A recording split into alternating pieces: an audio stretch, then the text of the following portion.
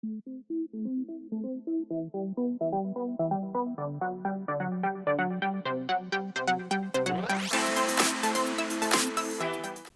everybody, this is Graeme Anderson, and today I'm going to be looking at Lord of the Rings Journey to Mordor. Now I'm off on the lookout for quick, fun games I can easily get to the table. And when I saw this one, I figured it'd be great for any Lord of the Rings fan. And I knew a fair few of them, so I figured I'd pick this one up. Now this is a reprint from a game that came out 5 to 6 years ago, but one I didn't play in the day. So I figured with this new edition, I figured it'd be worth picking it up and checking the game out.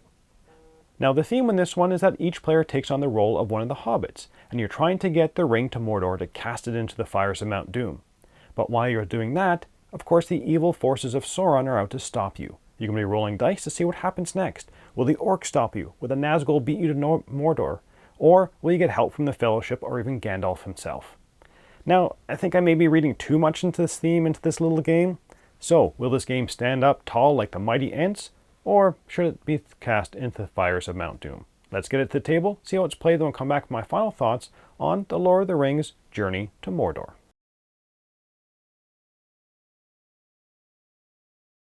So here is Journey to Mordor set up for 3 players. Each player gets a map sheet and circles one of the characters.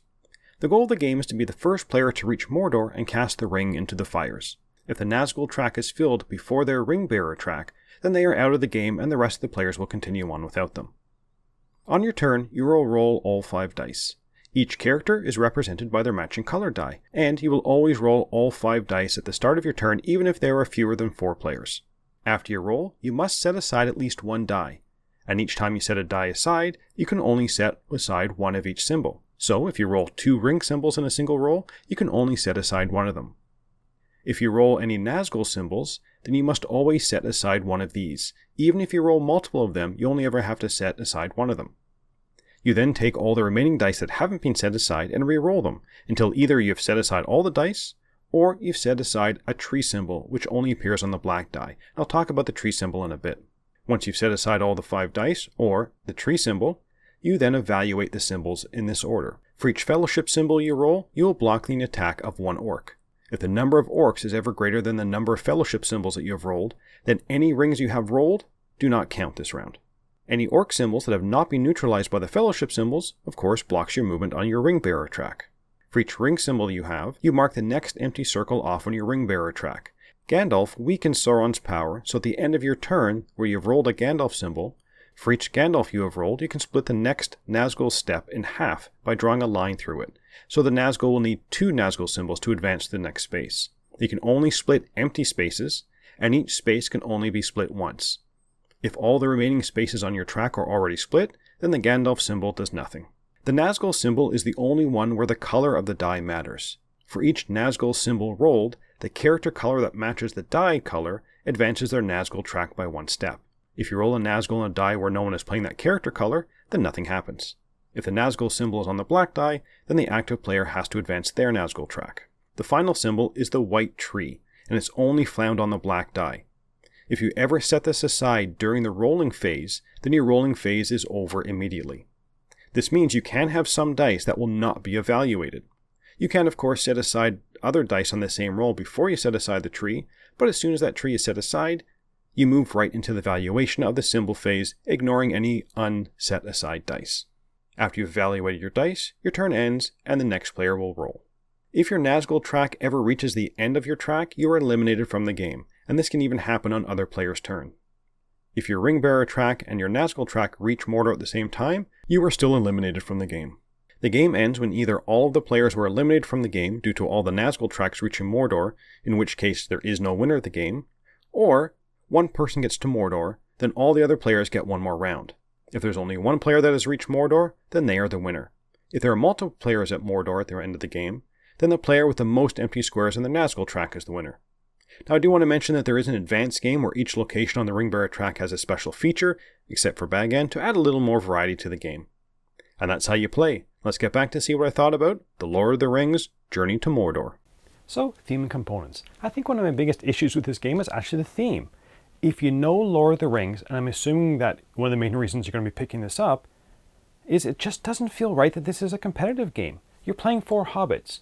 You never help any of the hobbits, and you can actively do some, albeit minor, take that in the game.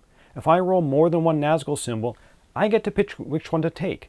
And if I roll a Nazgul on my die and your die, I'm going to be keeping yours, even if that would eliminate you from the game and this could be my first Nazgul. It just doesn't feel right, and it was a huge negative for me. The rest of the theme, the dice rolling, orc stopping your progress, fellowship helping you out, that worked, but just the competitive nature of the game just made no sense to me. So on to the components. They're not bad. The player sheets are double-sided, but I do wish the locations for the advanced game, which is probably the best way to play this game, was printed somewhere on the sheet and not just in the back pages of the rulebook. The dice are nice, and you can easily tell what side they are. And the rulebook is mostly easy enough to understand, but I did have one lingering question.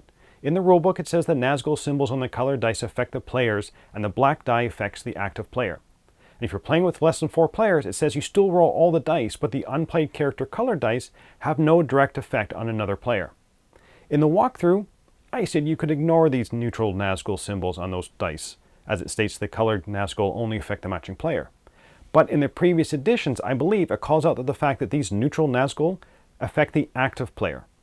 Not sure whether this is an oversight in the current edition or if they decide to make it easier for fewer players. I'm not sure which way you want to play that.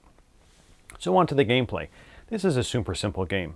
It's just a push your luck game. Turns are quick and you really don't have a lot of options, which is typical for this type of game. It doesn't really do anything new for the genre, but that's not exactly a bad thing. It means that it's nice and easy to get to the table as a filler. So why would you play this one against other simple push your luck games? It's the theme. And that's my problem with this game. I just have a hard time with the fact that this is competitive. It made it, for me anyway, a game that I would say, sure, it's not bad, to one I actually disliked. So would I recommend this game? No, I wouldn't. And it really comes down to the theme again. If you get this for the Lord of the Rings fan, I think they're going to have a look at it and say, this theme doesn't make any sense. And if you don't care about the Lord of the Rings theme, then I'm not sure why you choose this above any other push your luck game. Now, I did like the components, and I liked that it was reasonably easy to get to the table with quick turns, so it didn't really matter that you weren't engaged during another player's turn. But I didn't like the fact that there was this open questions for such a simple game. And maybe it's just me, over these neutral Nazgul symbols. And I'm starting to sound like a broken record, but the competitive theme is just one that killed this game for me. So I'm going to give this game a 5 out of 10. If it was a different theme, I might push it up to a 6 or 6.5, as the gameplay itself was enjoyable enough. And maybe if you don't have the same issue over the theme as I did, you might enjoy it. But for me, this was a deal breaker for this game. I have too many other push your luck games in my collection that I just can't see myself wanting to play this one again. But that's it for the moment. Until next time, thanks for watching.